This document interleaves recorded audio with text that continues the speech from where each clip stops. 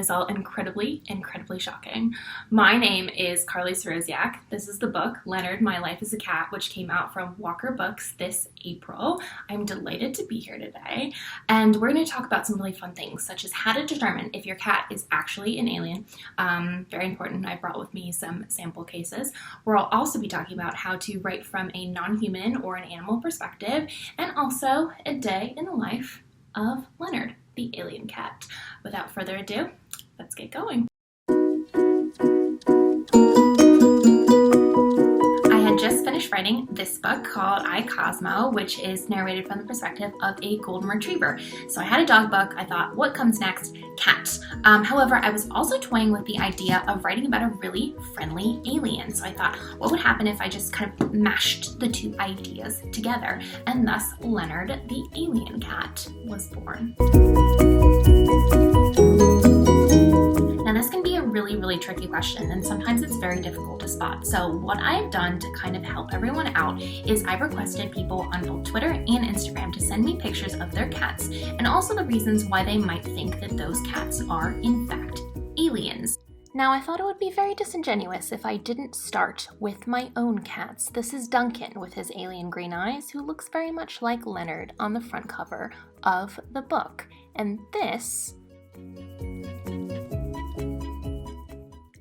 is Bella, who's asleep on a physics textbook. Alien cats might read. I began to suspect that something was a bit off about Duncan from the moment he arrived in our house. This is a picture of him at my computer. Cats shouldn't be able to type on computers, but Leonard, who is an alien in the book, does. He also likes to call me on the telephone, and Bella falls asleep inside frying pans. At first glance, Monkey might look like a regular cat. However, he drinks from shower hoses. Hillary is fond of standing tall like a person. And Pickle might be an alien because she uses scrambled eggs as fangs. Juniper has a very suspicious marking on her forehead. George and Gus often sing along to the television. Windy is so friendly that it often catches people off guard. Some cats you can actually tell just by looking at them. It's very obvious to me that Alfie here is definitely an alien. If your cat is wearing any item of clothing, that is a dead giveaway. Smeagol here is 100% an alien.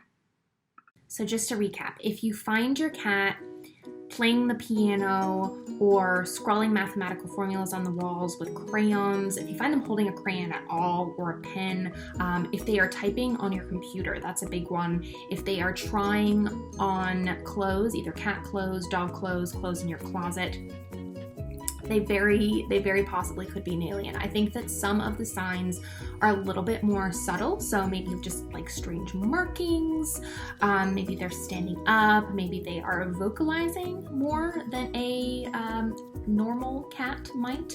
So just be aware of it. The good thing is that even if they do turn out to be an alien cats actually make really good pets. Now, in the book, Leonard has spent the last 300 years planning to come to Earth and enjoy his time for 1 month as a human. I believe that a day in the life of Leonard on Earth would therefore involve a lot of human activities. Cats are nocturnal, but he would still wake up refreshed in the morning and ready for his big day. He'd say good morning to his human Olive and also to his friend Stanley, who is a dog, portrayed here by my dog Danny. After a round of bowling with Olive, because alien cats really love to bowl, he'd probably take a stroll around the garden. As a park ranger, he'd be doing things like keeping tabs on the local flora. For lunch, Olive would ask if he wanted a cheese sandwich, but he'd say no because cats are lactose intolerant. Leonard and Olive have matching beach towels, and at the end of the day, they'd probably just relax together by the shore and talk about their days and how much they enjoyed spending time together. Now, my dog Danny looks like she's sleeping, but she has also just informed me that there is a scavenger hunt through all of the Candlewick videos, and the code phrase for this video is, how many park rangers does it take to change a light bulb?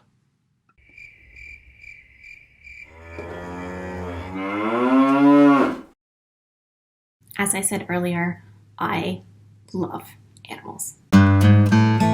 I grew up with rabbits and cats and lizards and dogs. Here is my wonderful rescue dog from when I was a kid, Sally. We were absolutely inseparable. I've been so lucky to have so many great dogs in my life. This is Faith and Ralph and Lucy and Danny again. I learned so much about life from each one of these animals, and also so much about writing. What I'd really love for you to do right now is think about an animal that you've met in your life. So maybe it's a dog like Cosmo and Cosmo, maybe it's a cat like Leonard, or maybe even a tortoise or a rabbit or a bird. Maybe you even have a pet or two at home. So I want you to picture them. Are you picturing them? Okay, good. Now I want you to think about why they're awesome. So maybe they're really kind and have a big heart. Maybe they're a little bit mischievous and are always getting into funny situations. These are a lot of the things that I think about when I am writing. So I grew up with a golden retriever like Cosmo. The golden retriever's name was Ralph, you just saw.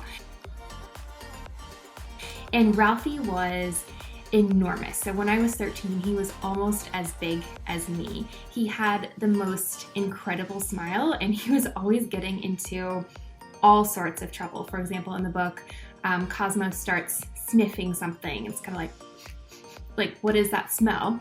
And it turns out it is goose poop. So he starts digging and digging and digging in the dirt and trying to find more of the smell. And as you can imagine, he makes an incredible mess.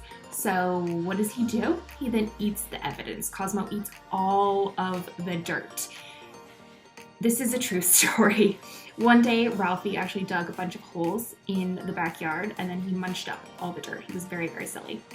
And I think that you can take inspiration from all of these things, from all sorts of things that happen in your life, especially when it comes to animals. So if you have a special animal in your life, maybe you could write a story about them. Maybe you can imagine yourself as a cat named Mittens or as a dog named Ruffles. Like, how could you walk and pounce and trot? How would you describe that? Authors think about all of these things. So when I write, I always start with an animal.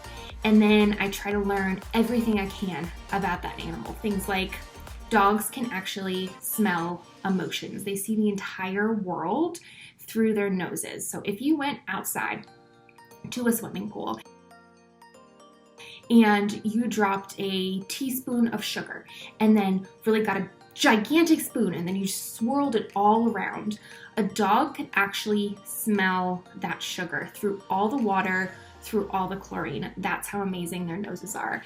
And I love to learn things about animals, like rats can giggle. Like, they're actually really, really ticklish. And wombats, which are kind of like gigantic guinea pigs, they poop in these perfect cubes. I love that fact. So when I was researching Cosmo, I also got to learn a lot about doggy dancing competitions. I don't know if you've ever seen a doggy dancing competition, but if you have an adult caregiver around, I'd really urge you to Google it, because these dogs are so adorable and so talented. They can twirl and jump on command. I'm trying to get my dog Danny to do that.